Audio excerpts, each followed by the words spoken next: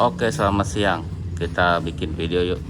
Karena ada yang komen di YouTube kita, katanya mau lebaran ini atau mau pulang kampung, apa yang harus diperhatikan. Oke, kita buka kap mesin. Nah, kita ceritalah ngobrol-ngobrol ya. Mudah-mudahan ini ada manfaatnya. Mudah-mudahan berguna gitu. Apa yang harus diperhatikan kalau perjalanan jauh? Kita nggak tahu kan, namanya perjalanan jauh bisa apa aja terjadi. Oke, kita pakai unitnya ini 406D9 ya. Nanti kita cerita apa yang harus diperhatikan kalau mau pulang kampung. Yang pertama mungkin yang paling gampang dilihat itunya, kampas remnya sudah habis apa enggak. Bisa kelihatan dari sela-sela gini itu. Kalau itu kan masih tebel ya, agak gelap tapi kelihatan kok ya. Lihat depan belakang itu, yang kasat mata aja dulu ya, kasat mata tuh kayak gitu kan masih tebal.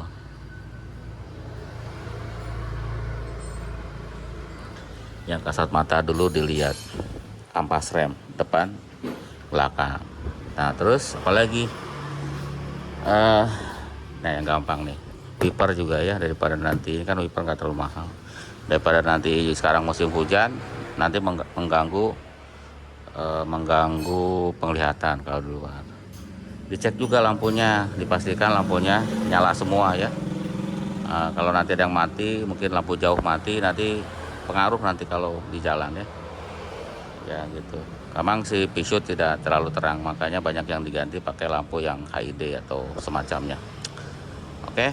Nah ke kolong, ke kolong itu kita lihat apakah ada yang bocor apa enggak. Jadi dilihat kolongnya.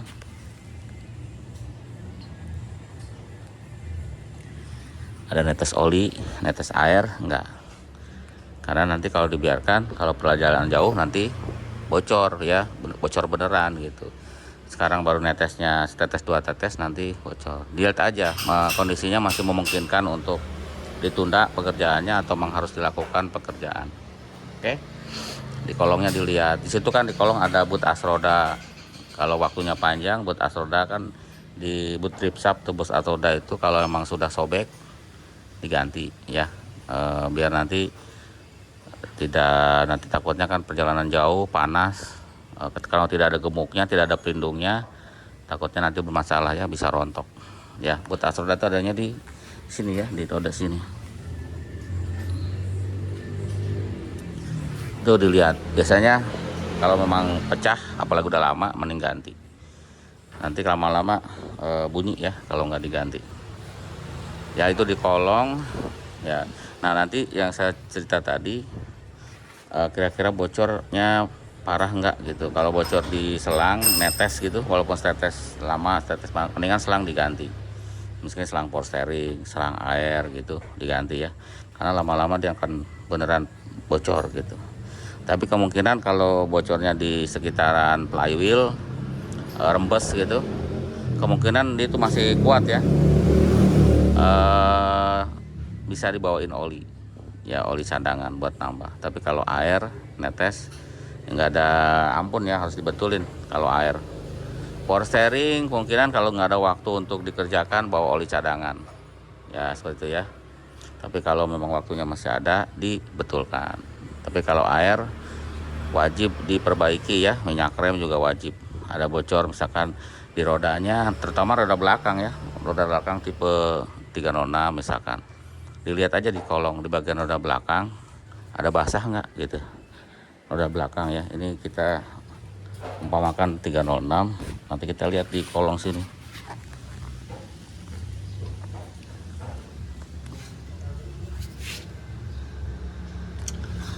ya, di peleknya dilihat ada netes nggak, bekas minyak nggak. Kalau ada bekas minyak di belakang tromol itu diganti, soalnya itu kalau 306 206 ada master rem di situ ya, master cylinder, wheel cylinder itu buat rem, jadi wajib diganti. Kalau di depan itu ada selang, kalau udah retak selang remnya diganti juga.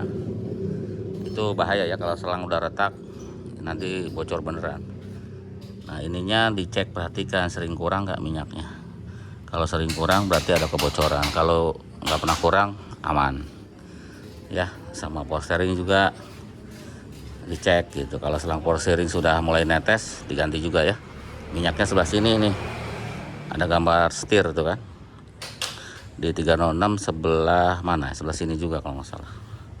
Kalau 206 di pompanya. Pokoknya ada gambar setirnya itu power steering. Ini penampungan air. Ya, ini juga kalau sering kurang airnya ya pasti ada bocor.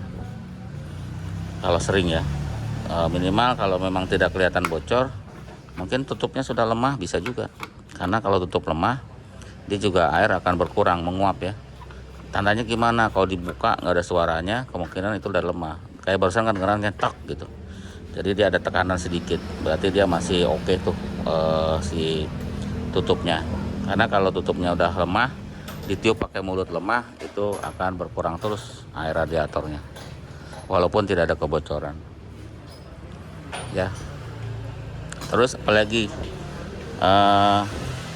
extra pan di sini ya. Extra pan ini kan biasanya di 306 satu biji, kalau di 4006 2, kalau di 306 juga 2. Diperhatikan muter nggak dua-duanya saat low speed, high speednya dia harus muter ya. Jadi dia bareng-bareng. Kalau yang pennya 2, kalau pen 1 ya 1. Dia low speed, high speednya harus jalan. Kalau enggak, nanti giliran perlu high speed di cuaca yang panas, di tol gitu, lagi macet, dia overheat ya kan. Nah, berbicara tol, sebaiknya sebelum pulang kampung kan nanti kan tolnya panjang, dites dulu di sini ya. Mungkin masuk tol ngebut ke sana, maksudnya jalan di tol kecepatan lumayan tinggi, bulak balik itu suhunya panas nggak, itu untuk nyoba ya. Takutnya nggak pernah naik tol, kira naik tol panas, jadi dicoba di tol. Di sini kan banyak tol kan, tol Pamulang atau tol manalah, dites dulu. Jadi dites, kalau di tolnya aman berarti pulang kampung aman, karena nanti tol terus kan pulang kampung. Dan siang-siang ngetesnya, jangan malam. Kalau malam udaranya dingin, harusnya siang paling panas ya. Itu untuk ngetes suhunya panas apa enggak gitu. Walaupun tidak ada kebocoran, tapi kalau ada sesuatu mungkin di pennya mati atau radiator kotor, itu juga akan panas ya. Itu diperhatiin. Nah, balik lagi ke yang tadi ya, ke mesin. Di sini ada kabel kopling. Kalau yang manual mungkin di 306 406 itu kan pakai kabel, masih pakai kabel kopling.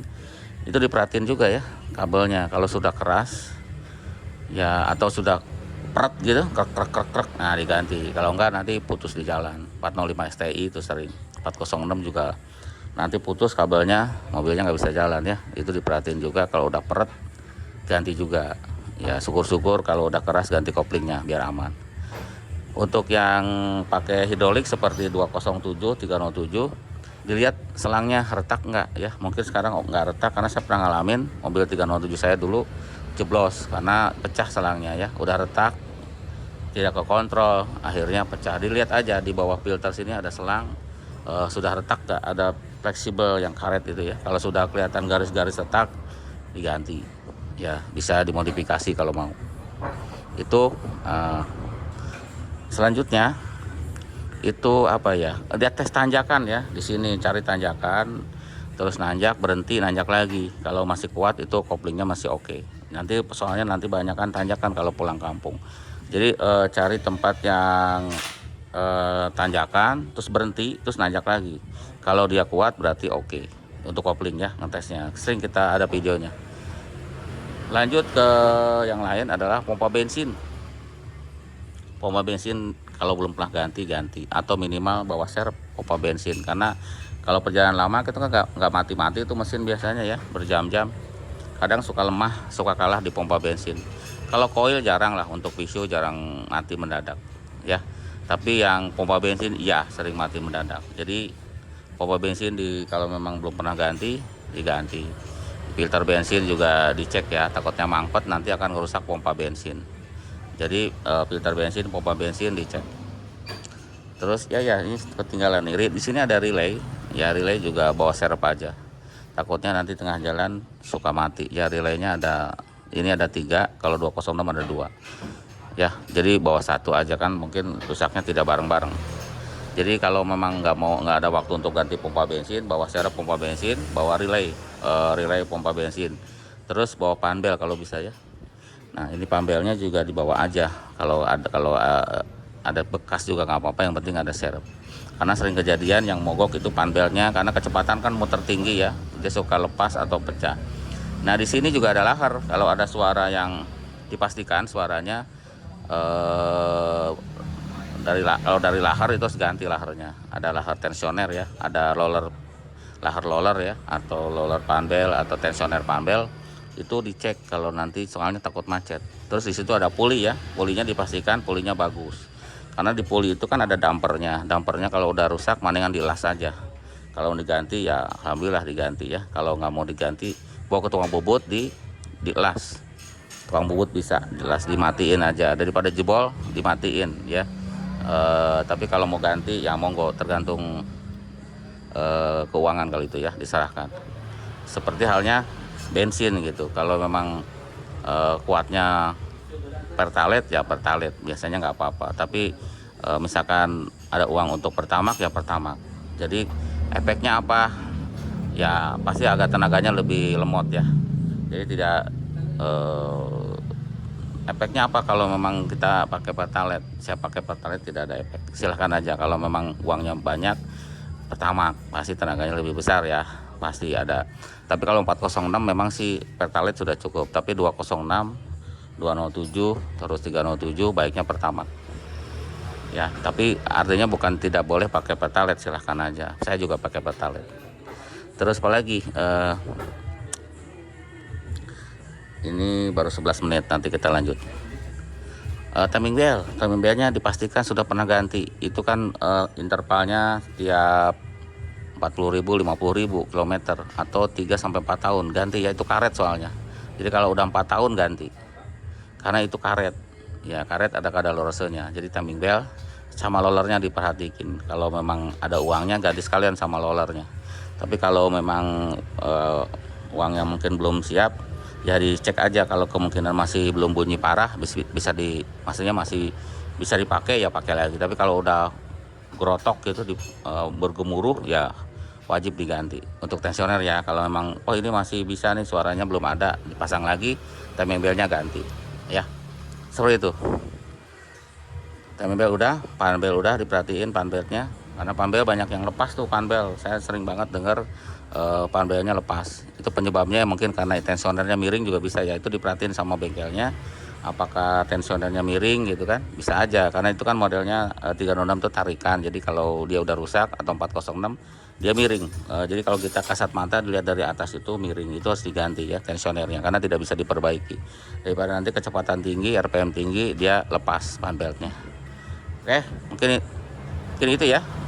Apalagi ya, AC sih ya, kalau mau dingin mau enggak tergantung. Kalau memang tidak kuat AC atau tidak masalah dengan AC atau berangkatnya malam, mungkin tidak pakai AC, tidak apa-apa ya. Tapi kalau rencananya bawa anak-anak dan berangkatnya siang, dicek juga AC-nya ya. Dites aja siang-siang gitu, ngadem ada nggak ademnya. Kalau memang kurang adem, ditambah freon sementara bisa ya, disesuaikan ademnya gitu. Tapi kalau memang ada kebocoran ya diperbaiki. Tapi kalau berangkatnya malam, saya pernah dulu nggak pakai AC karena berangkatnya malam ya, baik-baik aja, buka kaca ya. Ya seperti itu, tergantung kebutuhan. Kalau soal itu masalah kenyamanan dan tidak menyebabkan dia mogok. Apalagi ya, seperti tambahan lagi nih. Memang sih banyak sebenarnya harus diperhatikan ya. Tapi yang sering kejadian ya itu tadi. Sama nanti kalau kena gajrugan, misalkan karena polisi tidur, bolongan di tol kenceng jeduk, nanti mati. Ini dipencet nih, dipencet ya. Ini adalah inersia switch, dipencet. Kalau nanti tahu-tahu ada bolongan yang besar dan nabrak bolongan dan mesinnya mati, itu dipencet inersia switch. Oke. Terus double relay suka juga dilihat, takutnya kebakar. Double relay biasanya kalau 406 ada di sini, kalau 306 di sana, kalau 206 di bawah ecu ya. Itu dilihat, keras ya, tapi adalah di sini. Dilihat soketnya kebakar atau tidak, atau punya cadangan nggak apa-apa, karena itu suplai arus kemana-mana ya, suplai ke pompa, ke injektor sama ke coil, itu yang utamanya ya. Jadi ke injektor, ke pompa sama ke coil, itu positifnya ada di double relay. Tapi kalau untuk 206 yang multiplex di box ini ya, jadi udah gabung ke box Sikring. Tapi kalau yang belum multiplex itu ada double relay di sana, bisa dicek ya. Kalau memang ada dananya dicadangkan aja, dibuat serep. Kan tidak basi ya, ditaruh di bagasi gitu, tidak akan rusak. Oke, itu dulu ya. Cukup panjang ini karena kita nggak edit. Terima kasih, maaf kata kalau ada kesalahan karena videonya tidak saya edit. Sampai jumpa lagi di video berikutnya. Kalau ada pertanyaan silahkan, mungkin nanti kita bikin videonya atau kita jawab. Oke, sampai jumpa lagi.